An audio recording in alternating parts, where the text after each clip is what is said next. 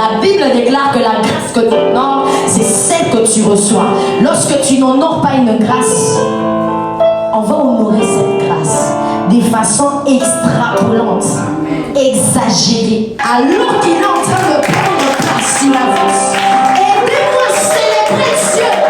Non, tu n'as pas encore bien célébré Dieu.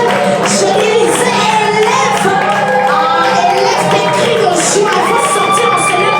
Jésus, Amen. Alléluia. Amen. Que toute la gloire revienne à Jésus-Christ. Amen. Dieu est bon. Il nous a fait grâce ce matin d'être en vie. Amen. Je vous salue tous dans les noms merveilleux de notre Seigneur et Sauveur Jésus-Christ. Nous allons élever nos mains. Nous allons demander au Seigneur de nous parler. La Bible déclare, il envoya sa parole et sa parole est guérie. Je ne connais pas ta situation, je ne sais pas ce que tu cherches, mais je sais que la réponse se trouve en Jésus-Christ notre Seigneur et Sauveur. Tu peux lever tes mains, lever ta voix, commence à dire merci au Seigneur. Dis au Seigneur, parle-moi ce matin. Nous avons besoin de toi ce matin. Nous nous abandonnons à toi, Père de grâce, Père de bonté. Toi qui dis un mot et la chose arrive. Seigneur, glorifie ton Saint-Nom durant ce court laps de temps que tu nous accordes de partager ta parole. Merci pour ta présence. Merci pour ton règne. Merci pour ta puissance. Entre tes mains, oh Dieu, nous voulons confier ces moments une fois de plus. Dans le nom de Jésus, nous avons prié. Nous disons merci Seigneur Jésus-Christ. Et cette nuit, vers 2h, 3h du matin, le Seigneur m'a réveillé. Alléluia. Amen. Il m'a dit, prépare-toi. Prépare-toi dans la prière et prépare-toi dans la parole. Alléluia. Amen. Et elle était restée très vague. Elle ne m'avait pas dit exactement ce que je devrais faire, juste la prière. Mais ce matin, le Seigneur commençait à me parler en me disant, tu ne vas pas seulement prier. Avant de prier, tu vas donner ma parole. La parole que je mettrai dans ta bouche. Alléluia. Alors je me suis préparé en conséquence. Je vais parler avec vous de mystères cachés derrière les actions de grâce. Nous sommes dans une journée d'action de grâce. Alors mon thème va être également concentré sur l'action de grâce. Il y a des choses que nous faisons sur la terre qui ont de l'impact dans le monde spirituel. Amen. Alléluia. Amen. Il y a des gestes que nous posons sur la terre. Ces gestes-là actionnent les anges au ciel.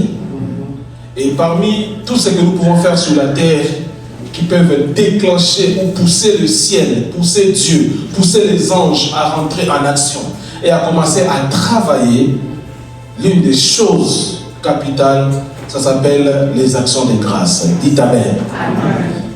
Action de grâce, c'est quoi au juste?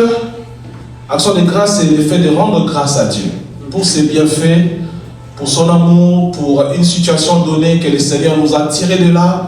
Tu étais peut-être malade, le Seigneur t'a guéri. Tu avais passé par un accident, mais le Seigneur t'a préservé de la mort. Bien-aimé, nous avons tous les jours des raisons de rendre grâce à Dieu. Alléluia. Amen.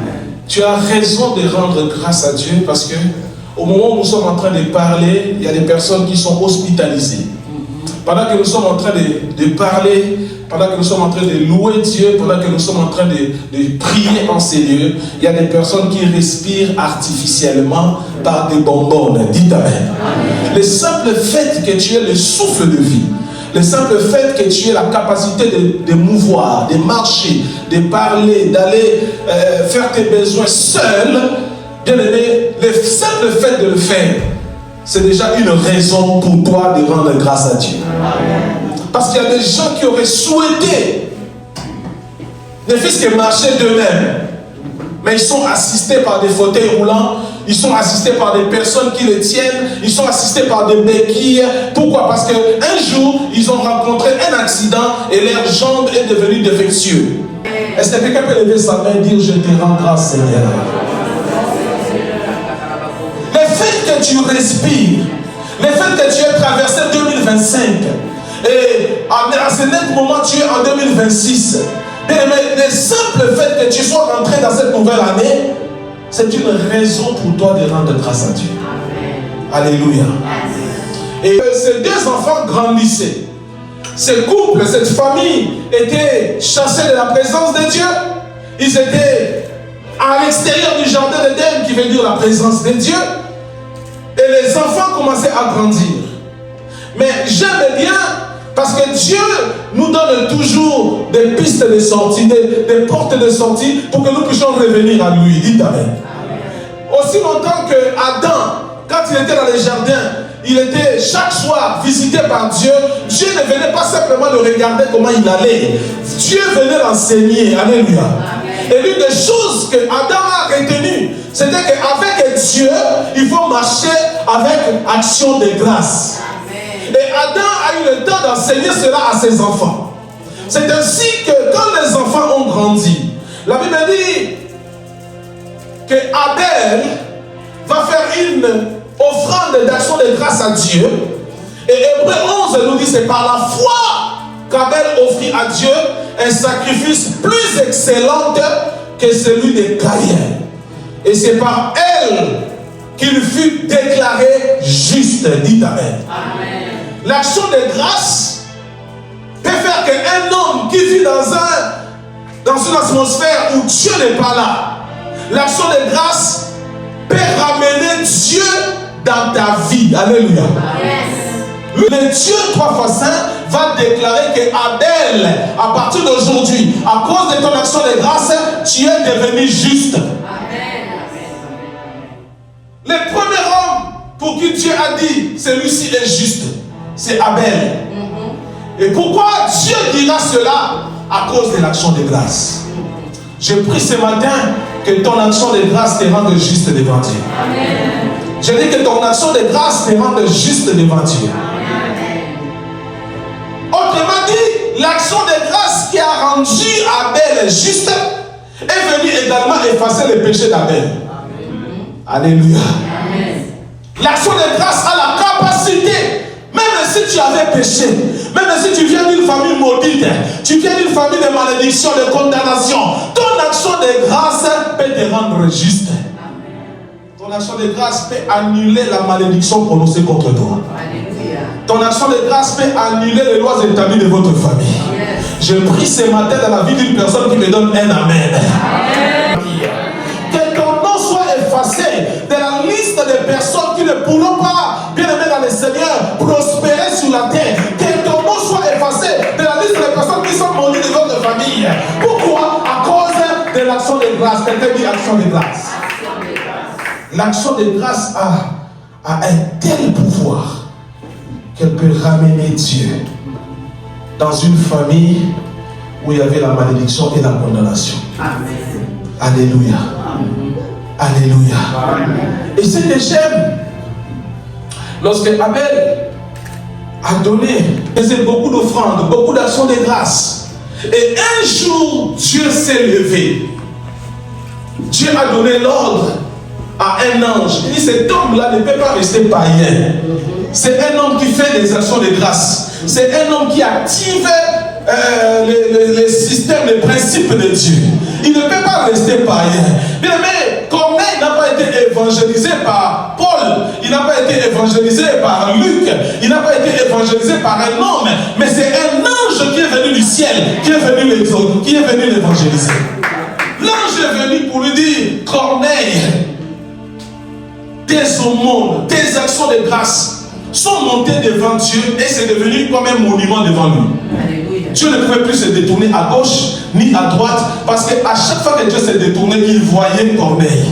Il voyait l'action de grâce de Corneille. Il voyait tout ce que Corneille s'aimait dans les champs du Seigneur. Alors, il lui dit, va dire à Corneille que tout ce qu'il demande, toutes ses prières sont exaucées. J'aimerais dire à une personne, ce soir, tes prières seront exaucées. Je dis que tes prières seront exaucées. Les prières de 2025 seront exaucées en 2026. Les prières de 2024 seront exaucées en 2026. Les prières de 2023 seront exaucées en 2026. Alors, je ne sais pas si la personne est dans cette salle, mais j'aimerais dire à cette personne, tes prières ne tomberont pas aussi longtemps que tu marches d'action de grâce en action de grâce. Alléluia. L'action de grâce amène une rétribution, une récompense qui est éternelle. Au-delà de la vie terrestre, l'action de grâce continue à parler pour toi. Alléluia. Amen. Alléluia. Amen. Le temps et nous allons prier. Alléluia. Amen. Il y a eu un homme. Cet homme était un homme béni. Il s'appelait David. Il était un pauvre berger dans la maison de son père. Et on peut dire qu'il était négligé. Parce que parmi tous les garçons de la famille, c'est lui qu'on envoyait au champ au lieu de l'envoyer dans l'école militaire de Saül. Et c'est lui qui se retrouvait dans les champs en train de garder les brebis. Mais un jour, Dieu cherchant un nouveau roi, Dieu est allé visiter son cœur. Dites Amen. Amen. Bien-aimé de Dieu que nous sommes en train de prier, c'est un Dieu qui ne regarde pas l'apparence. Quand Dieu examine les cœurs de David, il dit cet homme a un bon cœur. Je vais travailler avec lui. Dites Amen. Amen. Et Dieu vient. Nous connaissons l'histoire, comment David est devenu roi. On est venu le moindre dans la maison de son père. Et le prophète Samuel était en train de tâtonner parce qu'il voyait les costauds, les grands frères qui étaient costauds. Eliab qui était costaud. Quand les prophètes le voient, il dit certainement, celui-ci est loin de l'Éternel. Il veut se lever pour aller le moindre. Et Dieu dit, mais ce n'est pas lui. Ce n'est pas lui. Et le deuxième s'élève, Shama s'élève. Donc le prophète dit certainement, c'est lui, il est grand, il est costaud. Dieu dit, ce n'est pas lui. Après avoir fait le tour de tous les fils de la maison, la Bible déclare que Samuel va se décourager. Il dit à l'homme qu'il a reçu, il dit à son hôte, il dit à Isaïe le père, il dit, mais est-ce que c'est tous les fils que tu as? Je ne comprends pas pourquoi Dieu m'a envoyé ici. Est-ce que c'est tous les enfants que tu as? Il dit, non, non, non, il y a encore un. Il y en a encore un qui reste. Mais celui-là, il est dans les champs. Je vais dire à une personne, on ira te chercher. Amen. Et on est allé chercher David. Après avoir oint, David avait 17 ans au moment où il a été oint. Il a eu le combat, nous connaissons l'histoire avec Saül, le roi. Sa vie, malgré l'onction qui était sur lui, il n'était pas facile. David a été obligé de s'immigrer dans un autre pays chez les Philistins. Et à l'âge de 40 ans, donc 23 ans après avoir reçu l'onction, c'est là qu'il va accéder au trône d'Israël. Amen. Alléluia. Amen. David devient roi. Et quand il devient roi, il se bat, il fait ce que Dieu veut. Un jour, l'ennemi l'attaque. L'ennemi lui ouvre les yeux sur une femme qui était en train de se baigner. Pendant que l'armée était au front, David est resté au château. Il est resté dans son confort. Et dans son confort, l'ennemi lui ouvre les yeux, il voit une femme en train de se laver. Il fait appeler la femme. Et la femme vient, la Bible dit, David va connaître cette femme. David va coucher avec cette femme. Quand il couche avec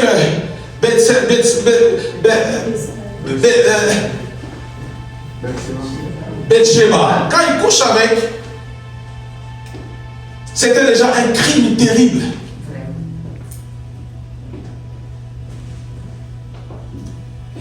Quelques semaines après, la femme revient et il lui dit, mon roi, j'ai un problème. Depuis la dernière fois, je ne vois plus ce que les femmes voient chaque mois. Alléluia. Amen. David a dit, bon, ce n'est pas un problème. Faites venir son mari. Il donne l'ordre. Et Uri, le Hessien, revient du champ de bataille. Il est au palais. Et moi, je rentrerai chez moi, j'irai dormir avec ma femme, je me relaxer avec ma femme. Je ne peux pas le faire. Je dormirai ici dans le perron du roi. Et Uri dort là. Le matin, on vient dire à David, mais tu sais, le soldat qui est revenu hier, qui a mangé, il a refusé de retourner chez lui. Il a passé la nuit ici. Il dit qu'il ne peut pas retourner chez lui aussi longtemps que l'armée de l'Éternel se retrouve au front. Lui ne peut pas rentrer chez lui. Il va rester ici. David dit, tiens, qu'est-ce que je vais faire? Alors dans 2 Samuel, dans 2 Samuel chapitre 11, à partir du 16e jusqu'au 11e jusqu'au 16e verset, David va planifier l'assassinat de Uri. Alléluia. Amen. Vous lirez cela à la maison. Et Uri va mourir. Uri meurt. Et l'histoire a été camouflée. Et le roi a pris la femme. Donc comme tu es devenue veuve, ton mari est mort, et que tu es enceinte, il n'y a pas de souci. Je suis l'autorité suprême du pays.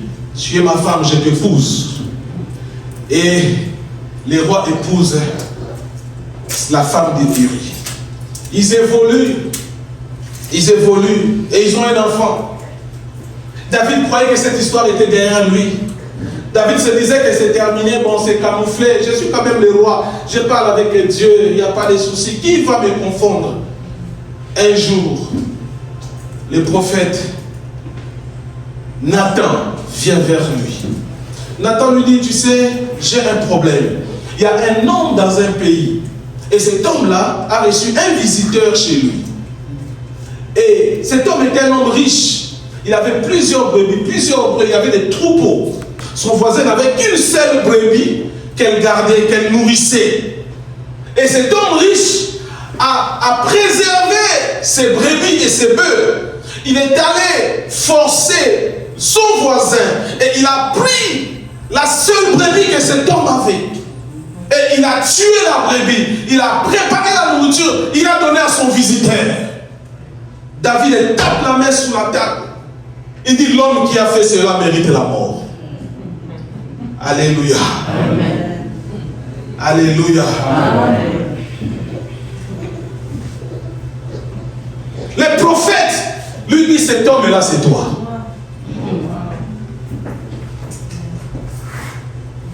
Cet homme-là, c'est toi. Dieu, alors que tu n'étais rien, Dieu t'a pris, il t'a fait roi. Il t'a donné toutes les richesses du pays. Il t'a donné toutes les femmes d'Israël. Disons les femmes qui ne sont pas mariées. Dieu te les a données. Et si ce n'était pas assez, il t'aurait rajouté. Mais tu as laissé toutes ces femmes vierges.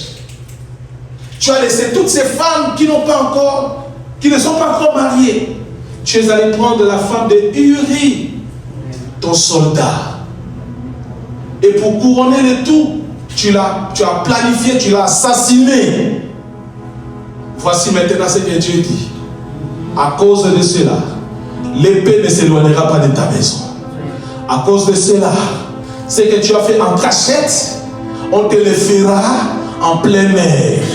Frères et sœurs, tout ce que nous faisons en cachette, à un moment donné de la vie, tu vas payer ça. Amen. Alléluia. Amen. Qui que tu sois, celui qui fait le mal, tu peux pas te cacher. Un jour, ton mal va te revenir. Et quand David a entendu cela, la Bible dit qu'il déchira ses habits. Il a commencé à pleurer. Il a commencé à se repentir. Mais la malédiction était déjà là. Dites Amen. Alors qu'est-ce qui s'est passé? Nous connaissons l'histoire. Quelque temps après, son fils, parce qu'il avait plusieurs femmes, donc il avait plusieurs enfants. Chaque femme avait ses enfants. Et sa petite soeur aussi avait un grand frère. Les grands frères, quand l'affaire est portée devant David, David a géré ça en famille. Il dit, bon, c'est pas grave. Il a pris l'autre, il l'a envoyé un peu dans un camp pour se reposer. Et puis il a géré ça, il a étouffé ça. Bien aimé, la rébellion, c'est pas une bonne chose. Dites Amen. Le fils de Rebelle meurt. Alors qu'est-ce qui se passe? David se rend compte que je suis maudit. Dans ma maison, il y a une malédiction. Dans ma maison, il y a une épée, l'épée de la mort. J'ai perdu mon fils Amnon. Je viens de perdre un autre fils, ma maison n'est plus stable. Alors il regarde à gauche, il regarde à droite. Comme David connaissait Dieu, il savait comment avoir le cœur de Dieu. Amen. David a dit, qu'est-ce que je peux faire pour que Dieu puisse faire passer cette malédiction? Je suis en train de perdre des fils. Je suis en train de perdre les gens qui peuvent me succéder demain. Je suis en train de perdre les enfants. La femme qui avait accouché, l'enfant également est mort. Dis avec moi, action de grâce. Frère, quand tu as prié, tu as jeûné, les choses ne bougent pas. Fais des actions de grâce. Amen. Alléluia. Amen. J'ai fait 14 ans avec mon épouse de stérilité. On n'arrivait pas à concevoir. Qu'est-ce qu'on n'a pas prié? Qu'est-ce qu'on n'a pas gêné? On a cherché Dieu dans les montagnes, dans les retraites. On a cherché Dieu. On s'est marié trop jeune. J'avais 25 ans, ma femme avait 23 ans. On avait des projets. On se disait, la première année, on va commencer à faire nos enfants. On va commencer à grandir avec nos enfants. Et par la suite, on va commencer à jouer avec nos enfants. On avait des beaux projets. Mais une année, 2 ans, 3 ans de mariage, rien ne marche. 4 ans, 5 ans, 6 ans, rien. Les gens, vous connaissez notre communauté, les gens commencent à se moquer. Les gens commencent à nous pointer du doigt. Les gens commencent à murmurer. On a fait toutes sortes de prières. 21 jours, 7 jours, 14 jours, 40 jours. On a tout fait. Un jour, le Seigneur me dit, fais une action de grâce. Dites Amen. Dans la foi, je dis, moi j'ai fait ce que humainement je pouvais faire. J'ai gêné, j'ai prié. Ma femme et moi, on a fait tout ce qu'on pouvait faire. Maintenant, le Seigneur me dit de lui faire une action de grâce. On avait plus ou moins $10 000 dans les comptes. $10 000. J'ai sorti ça. Quand je l'ai sorti, la banque m'a demandé, messieurs, est-ce que vous êtes sous pression? Il y a quelqu'un qui est derrière vous? Ou bien on est en train de vous obliger? J'ai dit, c'est mon argent. Dites Amen. Donnez-moi mon argent. Et j'ai pris l'argent. Nous sommes allés. On a vu 3 hommes de Dieu. On a pris la moitié de l'argent. On est allé le voir. Il ne nous connaissait pas. Il ne nous connaissait pas. Nous sommes allés dans son hôtel à Best Western à Laval. On l'a rencontré, on a parlé un peu de notre histoire. On a dit, Dieu nous a dit de venir te faire une action de grâce, que tu pries pour nous. On a donné l'argent, on s'est agenouillé, il a prié pour nous. Après, on a fait encore une autre action de grâce à un autre serviteur de Dieu qui nous avait encadrés dans la foi. Ils ont aussi prié. Une année après, ma femme, nous étions habitués à être seuls à cause de l'action de grâce. Les choses qu'on faisait déjà, qui ne produisaient rien, cette fois-là, on a fait à cause de l'action de grâce. Ça a produit. Alors je dis à une personne, ton action de grâce déclenchera les miracles dans ta vie. L'action de grâce se déclenche sur le ciel. Ma femme a commencé à vomir. J'ai dit, maman, qu'est-ce qui ne va pas? Elle dit, non, je ne comprends pas mon corps.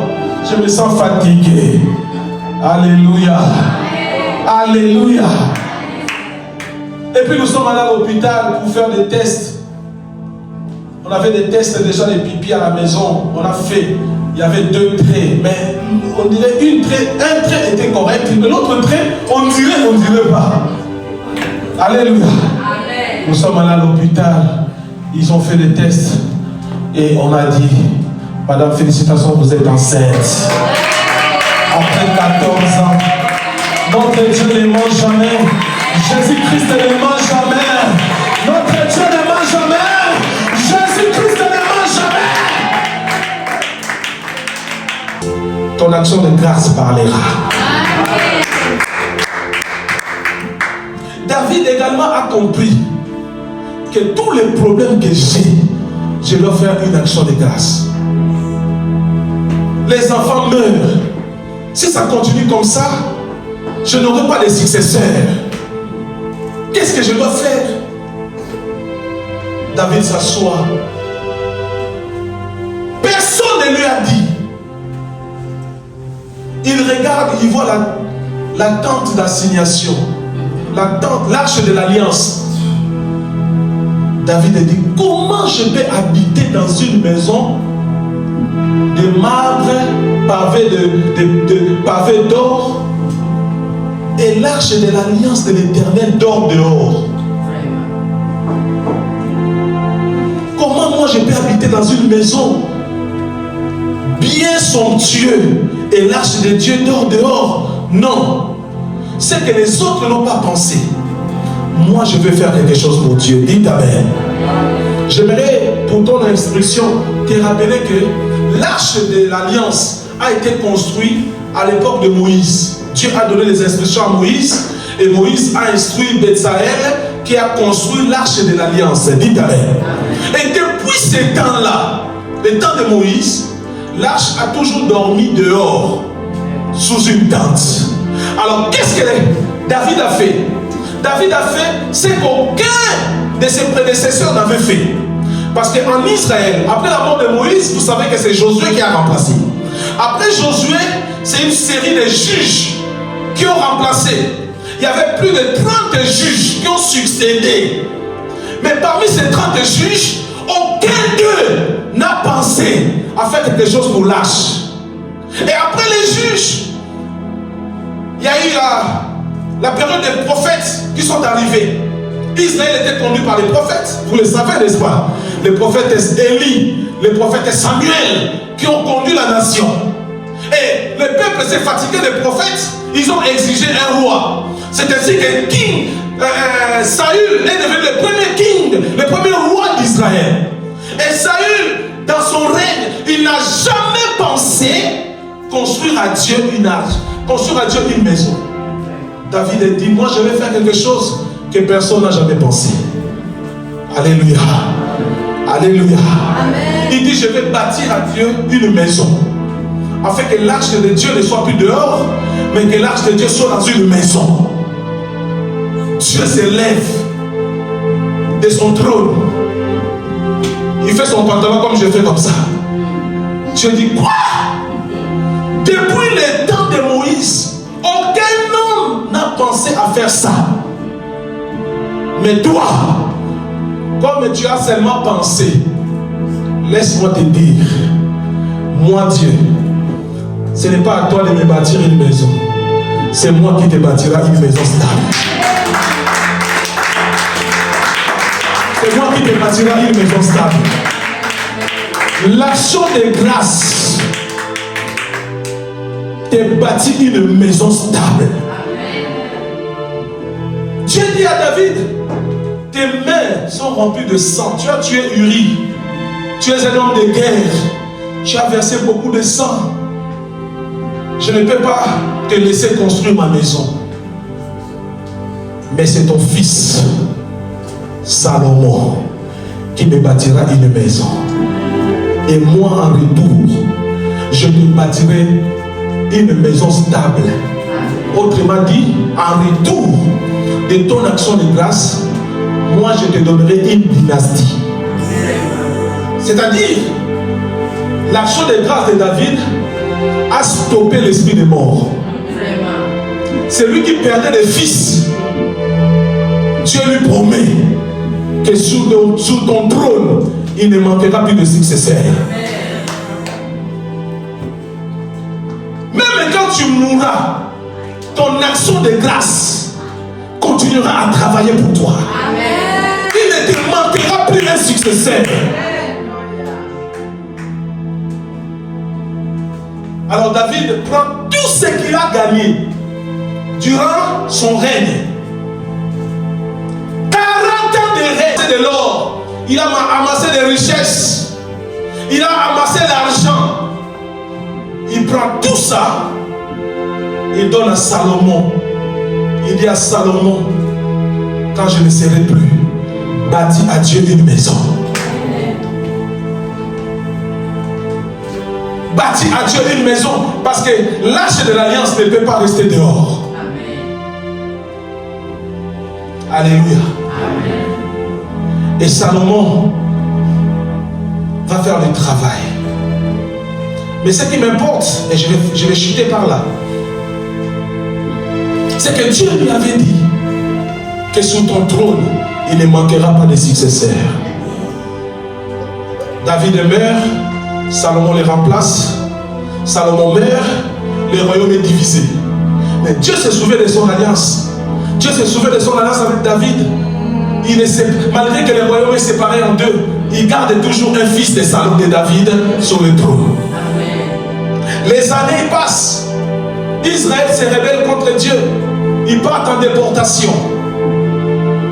Le royaume est menacé. Mais Dieu se souvient toujours de sa parole.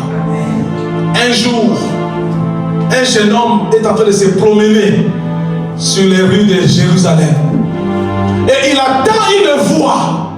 Un homme l'interpelle. Cet homme-là, il est aveugle. Aveugle de naissance. Il s'appelle Bartimée, fils de Timée. Et Bartimée est en train de crier: fils de David, fils de David, aie pitié de moi. Fils de David, aie pitié de moi. Ce jeune homme s'arrête. Il dit ça. Celui qui vient de m'appeler me connaît. Je suis le fils de mon père. Je suis le fils de David. Parce que tu m'as interpellé, que veux-tu que je fasse pour toi? Il dit que je recouvre la vie.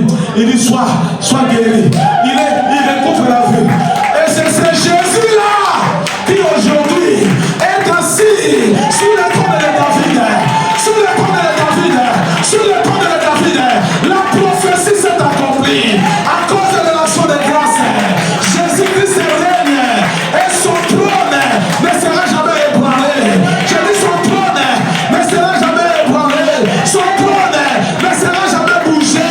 Il règne jusqu'aujourd'hui. Il règne jusqu'aujourd'hui. Il règne jusqu'aujourd'hui. Et David a son successeur qui va régner éternellement sous son trône. Au nom de Jésus. Cet homme s'appelle Jésus. Cet homme s'appelle Jésus. Cet homme s'appelle Jésus.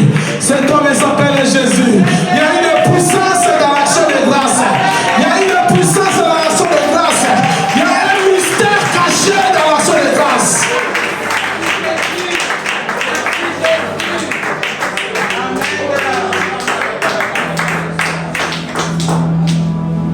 Son règne n'aura pas de fin. Lève-le là où tu es. Assis sur le trône. Assis sur le trône. Jésus, tu règnes à jamais. Lève les mains là où tu es. Parce que je règne, tu ne finiras pas comme ça. Parce que Jésus règne, ta vie ne finira pas ainsi. Parce que Jésus, la condamnation ne viendra plus à ta famille. Oh Rabashinda Rabasanda Rabba. Lebro Sakarabashinda Rabasanda. Manda Rabashite Rabasanda Rabba. Koria Basanda Rabashende Rabasanda Rabba. Est-ce que tu peux élever ta voix, commencer à parler de Jésus? Est-ce que tu peux élever ta voix, commencer à parler à Jésus? Est-ce que tu peux élever ta voix, commencer à parler à Jésus? Rekebo Sandaraba. Labrashinde Sandaraba. Celui qui donne une maison stable. Jésus-Christ donne une maison stable. Il donne des familles stables. Il donne des mariages stables. Rabashika Rabasanda. Rababashinde Sandaraba. Korabashinde Sandaraba. Mandarabashinde Sandaraba. Il est présent en ce lieu. Il est présent en ce lieu. Il est présent en ce lieu. Il est présent en ce lieu. Il est présent en ce lieu. Il est présent en ce lieu. Jésus est présent en ce lieu. L'homme de Galilée est présent en ce lieu. Le Père